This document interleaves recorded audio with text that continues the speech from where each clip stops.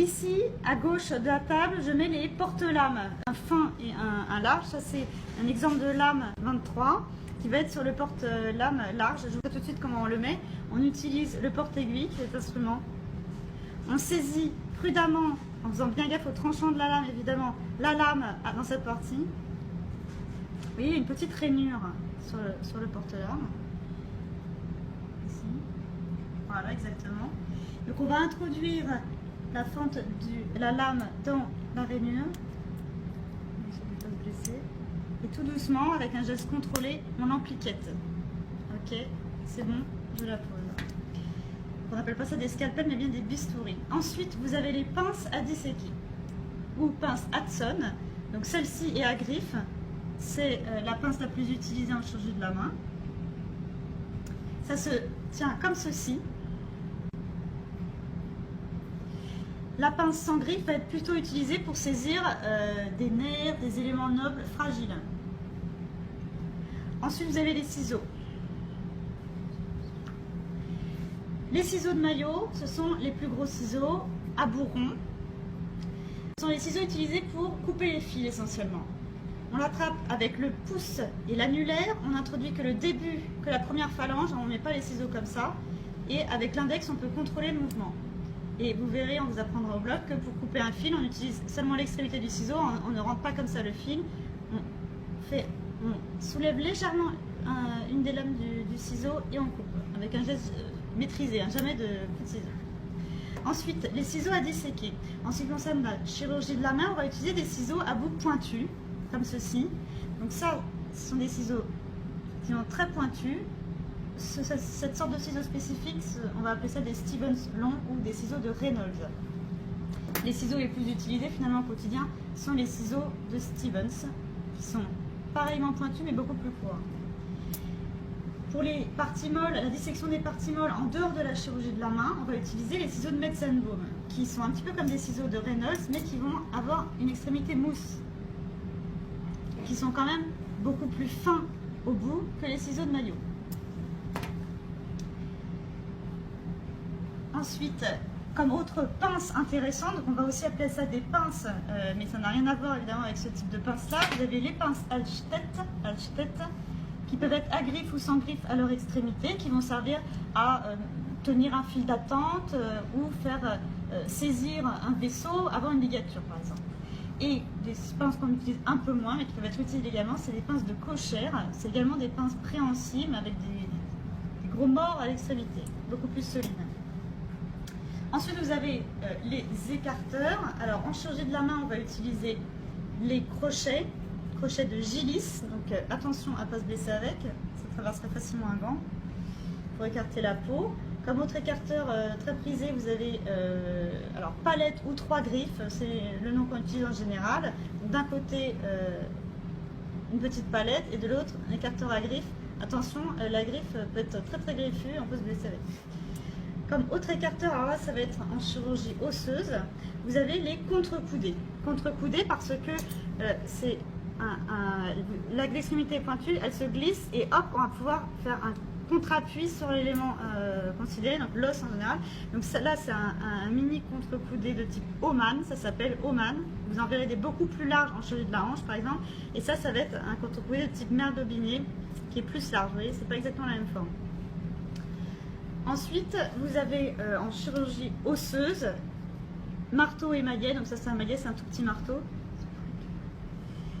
La curette. Donc la curette, c'est une sorte de cuillère, mais à bord tranchant. Vous voyez, il y en a plusieurs tailles. Ça permet effectivement d'évider quelque chose. Quand on a une fracture fraîche, on enlève un peu les caillots de la tranche de section, de la tranche de fracture avec la curette. Ou en cas d'abcès, par exemple, on peut cureter les parois d'un abcès.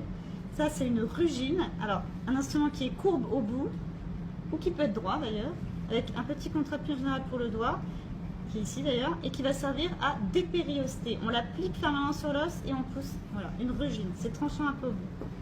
Voilà. Ici, vous avez la pince gouge.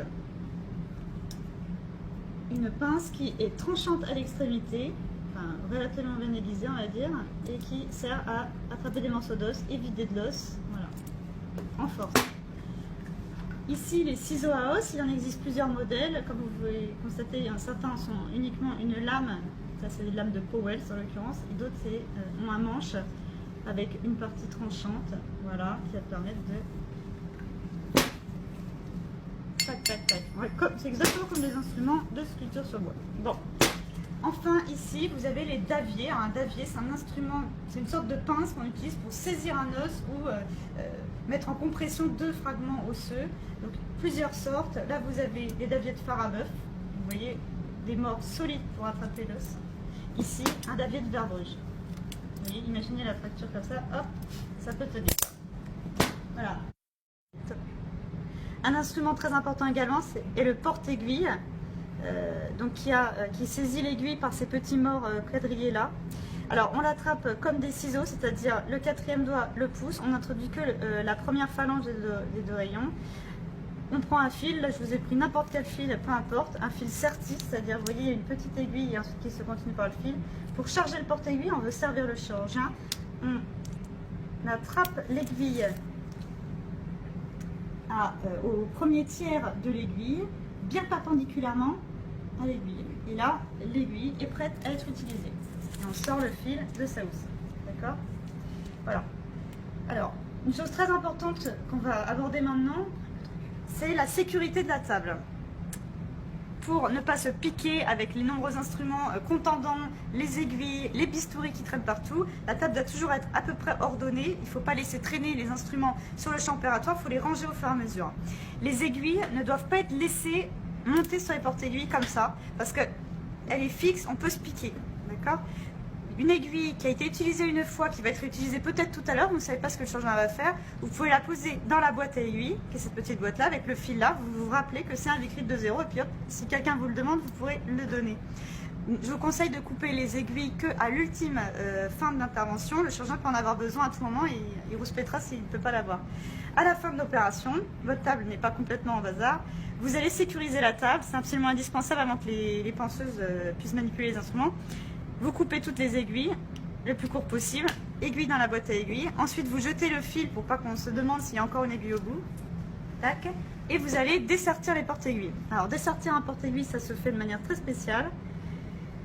Avec le porte-aiguille, vous dirigez la lame vers le bas. Vous voyez, la lame vers vous, la lame vers le bas et vers un coin de la table, de la pièce où il n'y a pas quelqu'un en face. C'est avec votre porte-aiguille le bord comme ça de la lame. Vous faites un petit mouvement de levier pour la sortir de sa rainure et vous le poussez. Un geste contrôlé. Il ne faut pas voir la lame pouf partir comme ça. On peut se blesser gravement. En plus, c'est une lame souillée. Hop, les lames vont dans la boîte à aiguilles. Un dernier détail. Je vous conseille toujours de mettre sur une compresse vos lames, vos bistouris. Et enfin, ultime détail, deux types de compresses. Ça, c'est une compresse non marquée, entièrement blanche. Et en chirurgie osseuse, on préfère, enfin, en chirurgie profonde de manière générale, on aime bien utiliser des compresses marquées qui ont un petit liseré bleu qui est radio opaque et qui permet de ne pas en oublier. Ou en tout cas, si on fait une radio post-op, ça permet de vérifier qu'on n'a pas oublié de compresse. Voilà, vous savez tous les instruments.